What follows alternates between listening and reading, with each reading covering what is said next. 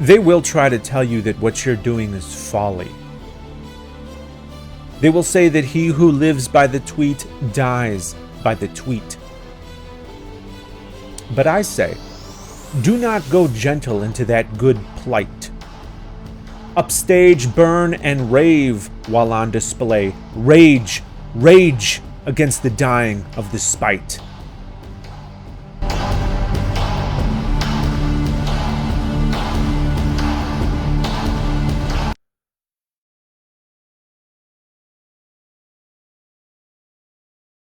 I'm bald. Therefore, I'm evil, or somehow damaged. This notion has seeped into every pore of our media, and believe me, I fully expect you to sit there blind to your hair privilege and not have any understanding of how this pervasive negative portrayal of bald people has affected your bias. You think I'm lying? You think this is a joke? Okay, hear me out. Lex Luthor is the quintessential villain. Notice that it isn't enough for him to just be bald. No, in each of the Superman movies, he starts out with hair and then transitions into baldness as he becomes a supervillain. This is no accident. Darth Vader is yet another iconic example of this trope. Full head of glorious hair while on the light side of the Force, but shortly after joining the dark side, he also joins the bald side. Take a look at Flash Gordon with his full head of 80s feathered goodness. Now take a look at his arch nemesis. Nosferatu, Bullseye, Obadiah, squaring off against a thick-haired Tony Stark. Now when I say mummy, you think of a guy that's all covered in wrappings, but Hollywood wants you to think of a bald guy. Arnold has hair in all his movies until he plays the evil Mr. Freeze. In Con Air, Cyrus the Virus is as bald and as evil as humanly possible, while Nicolas Cage plays the hero in which he has more hair than he's ever had before. Not only is Freddy Krueger scary and evil and bald, but he wears a fedora too. Thanks for that one, Hollywood. In the movie Seven, of course, the gruesome serial killer has to look like this. Even in kids' movies and comedies, we get bald supervillains. Even Dr. Evil's cat is bald. You think this trope is so overused that newer movies wouldn't touch it? But you'd be wrong. Ant-Man just came out a couple days ago. The protagonists have full heads of luxurious locks. The ant-agonist, Chrome Dome. The entire cast of Harry Potter has gorgeous, full heads of decadent British hair. Some of the best characters have so much hair that it can't even fit in the frame.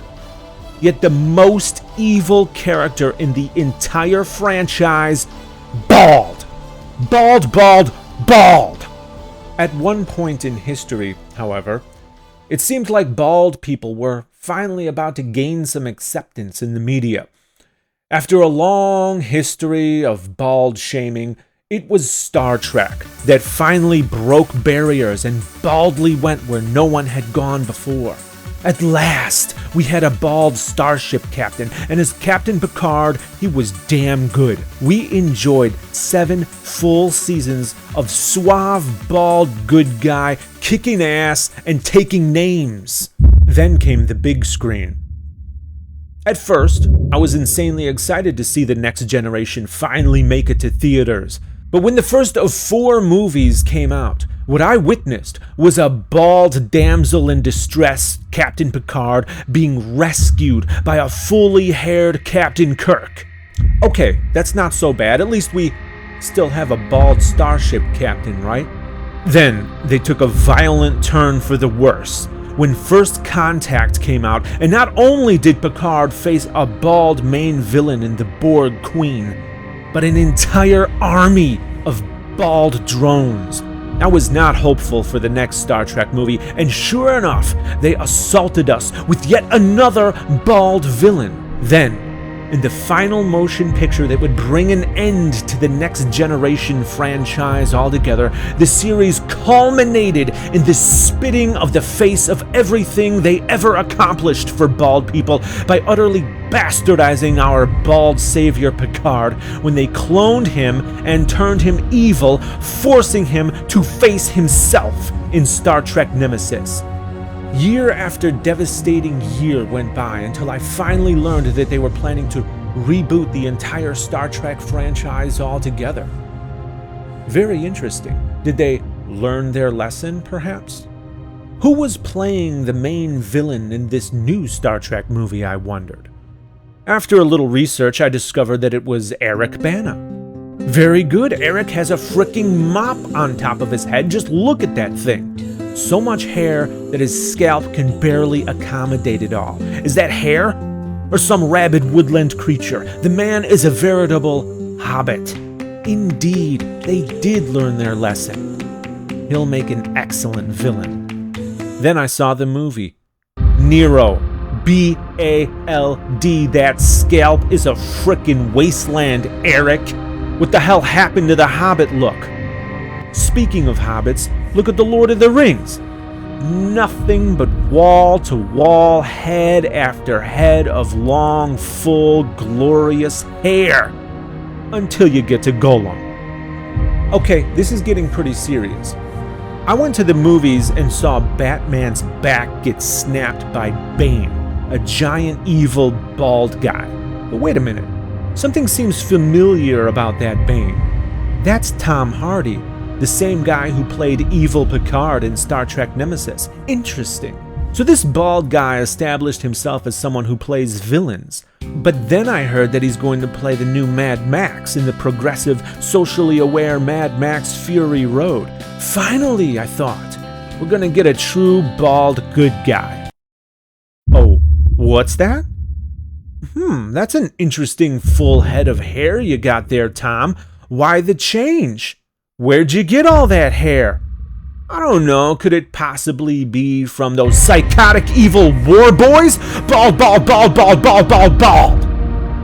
You think women are safe from this trope? Ha! Nebula from Guardians of the Galaxy was as evil as can be and as bald as can be. Now I know what you're thinking, what about Drax? He was bald. Oh, you mean the psychotic green bald man they met in prison who didn't understand the definition of murder? You mean that bald guy? But let's stick with female characters. Take a look at the Alien franchise.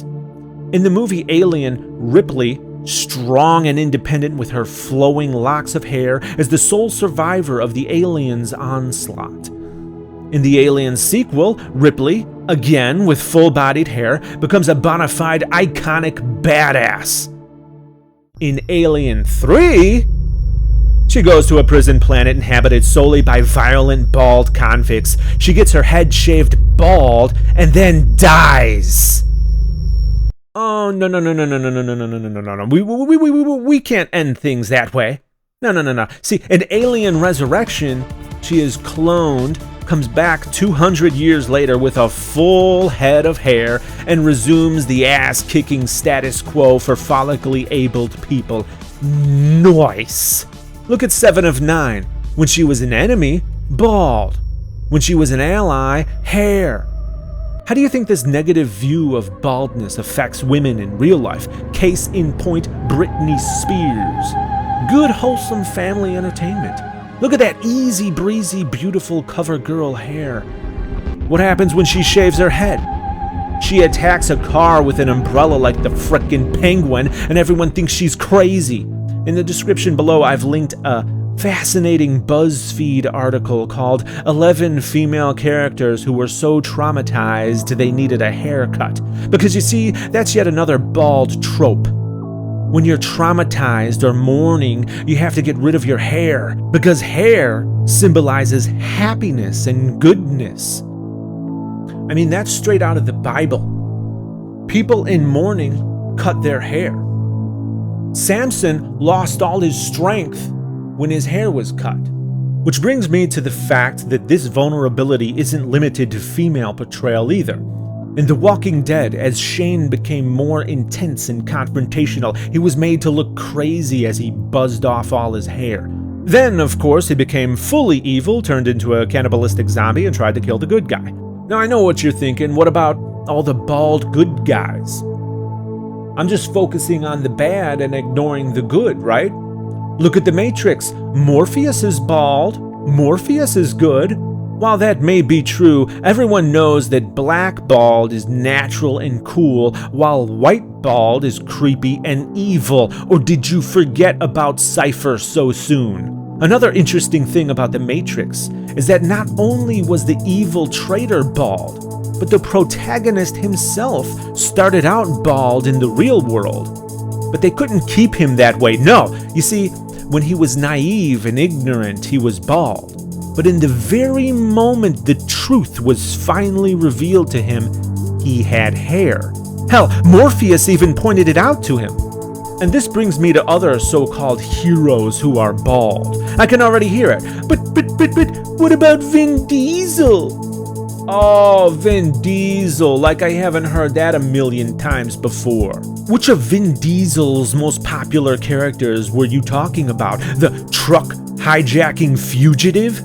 Or the mass murdering fugitive? Yeah, so I don't want to hear about Vin Diesel. Anyway, the point is, for every bald hero you can come up with, I can come up with 20 bald villains at least.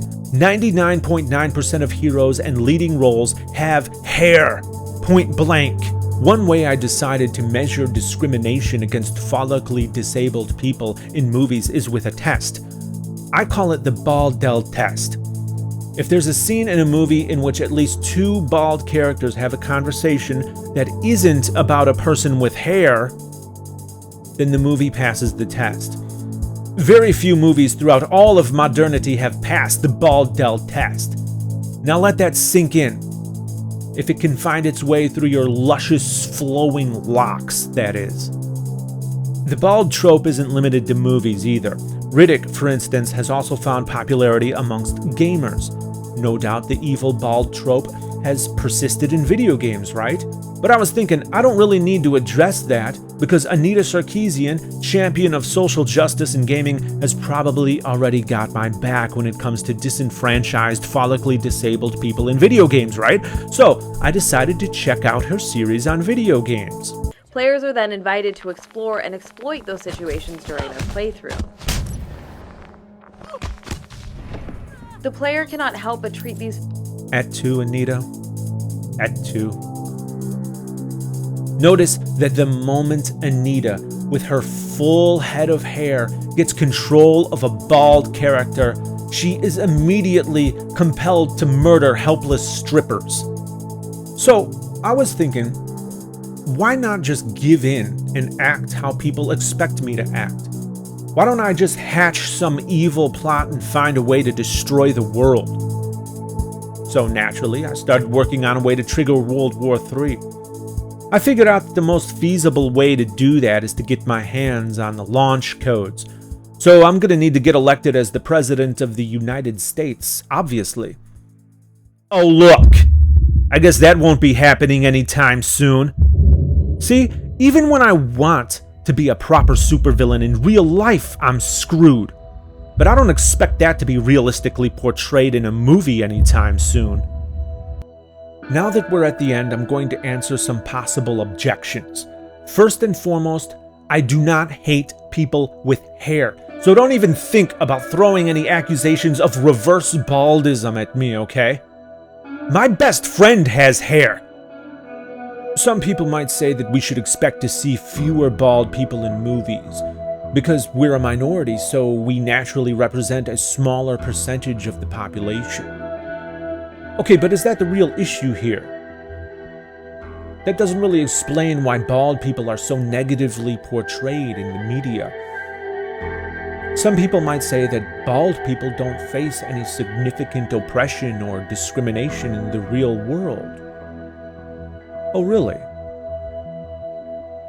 So you expect me to believe that the obvious pervasiveness of negative bald representation, of negative stereotyping in the media, has zero effect on bias and the way society treats me?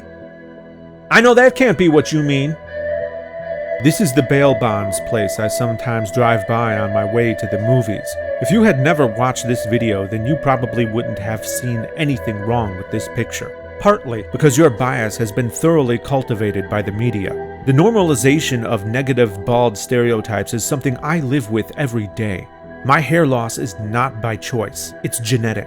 You may say I could hide it, despite the fact that I shouldn't have to work extra hard in an attempt to opt out of baldness by getting plugs, a bad toupee, or being forced to sweat it out under a hat. Even if I did go through all that extra trouble just to seem normal, I would still be ridiculed for attempting to hide it, on top of the negative bias. You may have thought that I'm being hypocritical because I've made fun of haired people in this video. That doesn't count against me, you see, because haired people aren't a stigmatized group the way bald people are. Because haired people have power plus privilege, it's perfectly acceptable for me to treat them exactly the way I hate to be treated. I call it the reverse golden rule. As a haired person, you should just blindly accept the way I lumped you into a highly generalized grouping, as if all haired people are of a giant hive mind, all thinking and acting alike. Now, it's not okay when you do the same to me, however, nor is this a hypocritical double standard, because of the power dynamic between us. Now, even though I can't see into everybody's mind, maybe it's reasonable to assume that everybody who has ever treated me in a shitty way did so not because of any fault of my own, or because I misunderstood the situation. No, their shittiness was intentional, and they specifically did it because I'm bald. I take no responsibility for being an asshole or for jumping to conclusions. Now, I know that there are bald people who face actual, real problems because of their baldness. But what I like to do is use my baldness as a shield, which essentially protects my hypocrisy from critique. Now, you may say that what I'm doing is like spitting in the face of bald people who face actual oppression. But you know what?